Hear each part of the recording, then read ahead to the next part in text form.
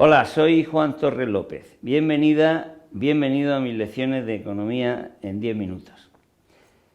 ¿Qué hay que hacer para disponer de bienes y servicios que satisfagan nuestras necesidades?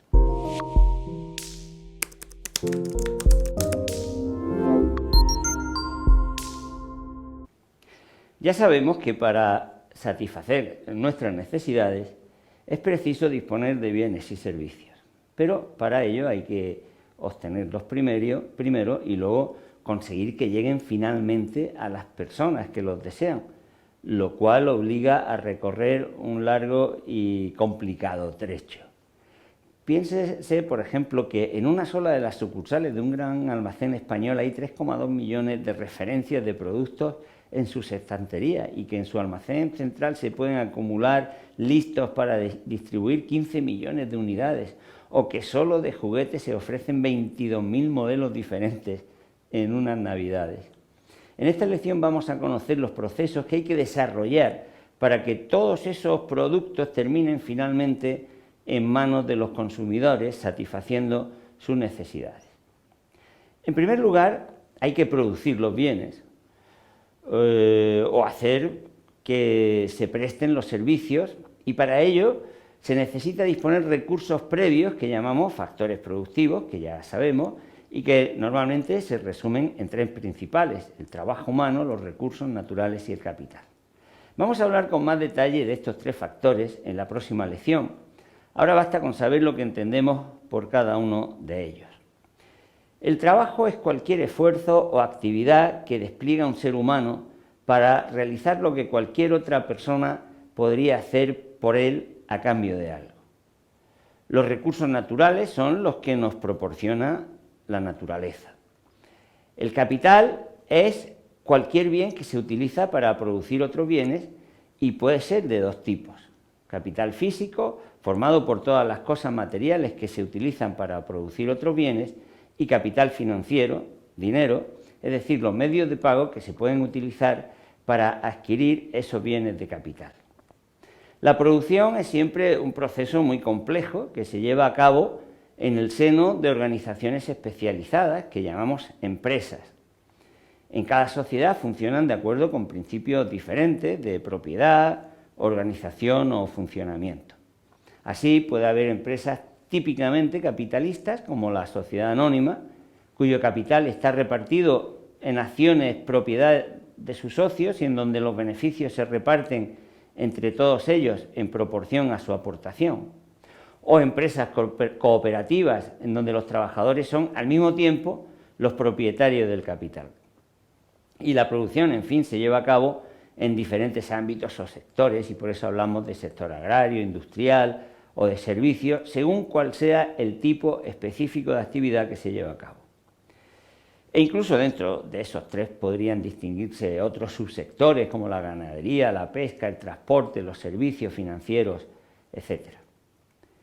Una vez que se han producido los bienes o servicios, hay que ponerlos a disposición material de quienes los deseen. Para ello es necesario disponer de redes y medios de transporte, de infraestructura, de organizaciones especializadas en el movimiento de mercancías y, en definitiva, de todo lo que sea necesario para que los bienes se muevan físicamente de un sitio a otro y puedan llegar finalmente a las personas interesadas en adquirirlos. Es un proceso que llamamos de cambio, que lleva lo producido de un lugar a otro. Y eso tampoco es una tarea fácil, como demuestra que muchas veces a lo largo de la historia haya habido situaciones de carencia generalizada, a pesar de que había bienes y servicios suficientes, por un bloqueo. Finalmente llega el consumo, que es el momento en el que los individuos se hacen dueños de los bienes y servicios y los utilizan para satisfacer sus necesidades.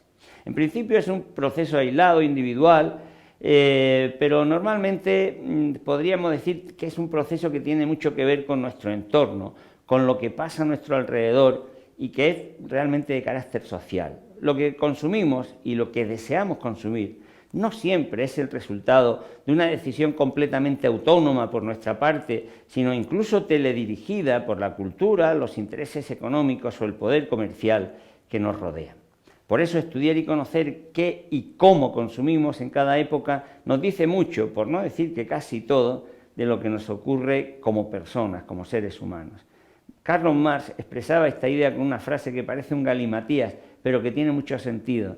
La producción, decía, no solo produce un objeto para el sujeto, sino un sujeto para el objeto. Ahora bien, aún falta algo. Para que estos tres procesos se hayan podido culminar, habrá sido preciso ir adquiriendo los factores productivos para producir los bienes y servicios y finalmente los productos ya finalizados. Pero para adquirirlos se habrá tenido que pagar, para lo cual es preciso haber dispuesto de ingresos, de renta suficiente. Hay pues un cuarto proceso de distribución de la renta o del ingreso que permite que en el bolsillo de cada sujeto económico haya recursos suficientes para dar a cambio de lo que se adquiere. Y esos ingresos nacen justamente a medida y en el mismo momento en que se va produciendo. Lo veríamos muy bien con un ejemplo muy sencillo. Imaginemos que se ha producido una flauta solo con el trabajo de Pilar, aplicado a un trozo de madera que recolecta libremente en el campo. Pilar deberá calcular cuánto vale ese trabajo realizado y venderá la flauta a cambio de la cantidad que haya determinado. Será toda una retribución para ella. Si suponemos, por otra parte, que es de 1 euro, el valor de la producción será de 1 euro, la retribución del trabajo de 1 euro y el precio de venta también de 1 euro.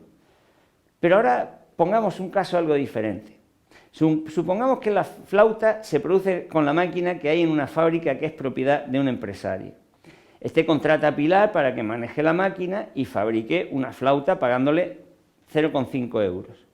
Si los costes de maquinaria, luz, locales, beneficios del propietario, etcétera, son de otros 0,5, la flauta seguirá teniendo un coste de producción de 1 euro y se venderá esa cantidad, pero la distribución del ingreso generado será diferente al caso anterior. Ahora la retribución de Pilar será de 0,5 euros y la del empresario propietario del capital otros 0,5. Por tanto, el ingreso se ha generado a medida que se ha producido y se ha repartido de distinta manera en función del modo de producir la flauta. Y como hemos podido ver fácilmente, resulta que el precio final de lo producido es en realidad el total de ingresos que reciben los propietarios de los diferentes factores que se van utilizando para producir algo. Pues bien, al conjunto de esos 4 procesos es lo que siempre hemos conocido con el término de actividad económica, es decir, el conjunto de tareas y trabajos que hay que realizar para que los seres humanos satisfazcamos nuestras necesidades. Ahora, todo eso es correcto, pero falta algo muy importante y que sorprendentemente la mayoría de los libros de texto de economía apenas si tienen en cuenta cuando analizan la vida económica, a pesar de que es algo muy importante.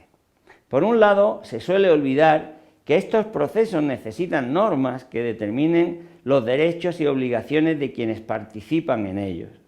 Para que haya producción, cambio, distribución y consumo, es imprescindible establecer qué se puede hacer y qué no se puede hacer con los recursos que se ponen en movimiento. ¿Los recursos son comunes o son susceptibles de apropiación por unos u otros? ¿Se pueden acaparar o no? ¿Qué hacer si alguien no paga una deuda? ¿Qué ocurre si alguien entrega un producto defectuoso? Sin normas, sin decisiones políticas que den respuestas a preguntas como estas, la vida económica sería un caos, incapaz de satisfacer nuestras necesidades. La otra sorprendente ausencia se refiere a un conjunto amplísimo de actividades económicas que son tanto o más imprescindibles que las que hemos señalado para satisfacer las necesidades y para garantizar el sustento y la supervivencia de los seres humanos. Las dedicadas a la producción de bienes o servicios en el seno del hogar, a cuidar de las personas o las que se realizan voluntariamente colaborando gratuitamente, es decir, sin que tengan expresión monetaria.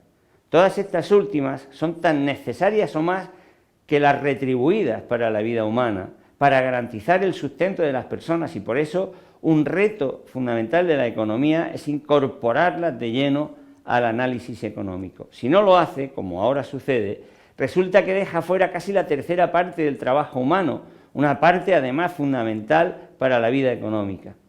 En las próximas lecciones iremos viendo cómo se desarrollan estos 4 procesos en nuestras economías y qué problemas van a ir planteándonos.